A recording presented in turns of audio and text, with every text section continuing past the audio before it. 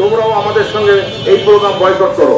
এবং তাদের যারা অভিভাবক আছে তাদেরকে আমি এই বলছি যে আপনারা আপনাদের বাচ্চাদেরকে এই বিভাগীয় যে বইমেলার 25 তারিখের প্রোগ্রাম আছে আপনারা করবেন না এবং আপনাদের বাচ্চাদেরকে পাঠাবেন না।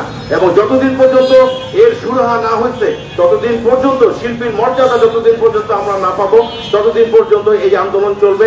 এবং রংপুরের কোনো শিল্পী, কোনো নাট্যকর্মী, কোনো নৃত্যশিল্পী প্রশাসন, বিভাগীয় প্রশাসন এবং জেলা প্রশাসনের কোনো প্রোগ্রামে পার্টিসিপেট করতে পারবেন না। যে দেখেন আমরা যেভাবে ডিসিশন নেব আপনাদেরকে সেইভাবেই প্রোগ্রাম করতে হবে। প্রোগ্রাম করলে করেন, না করলে আমাদের করার কিছু নেই। আমি বললাম যে এটা আপনার বন্ধ হয়ে কথা, আমি তো ওই কমিটির একজন মেম্বার। হ্যাঁ, এবং আমার সঙ্গে সহকারী বিভাগীয় কমিশনার কথা হয়েছে, রেজলিউশন হয়েছে। তারপরে বলছে দেখেন আপনার এত কথা বলার সময় আমাদের নেই, এর জবাব আমরা দিতে পারবো না। আমরা যা করবো আপনারা করলে করেন, না করলে নাই।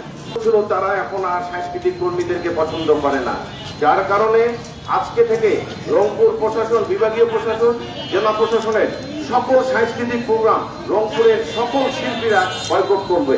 এবং তাদের আমাদের এই ন্যায্য অধিকার এবং ন্যায্য চাওয়া যে শিল্পীদের একটা পারিশ্রমিক, একটা অনারিয়াম, মিনিমাম, এইটা দিতে তাদের এত কার্পণ্য, এত টাকা খরচ করছে, এত টাকা দিচ্ছে, কিন্তু এইখানে শিল্পীর কাছে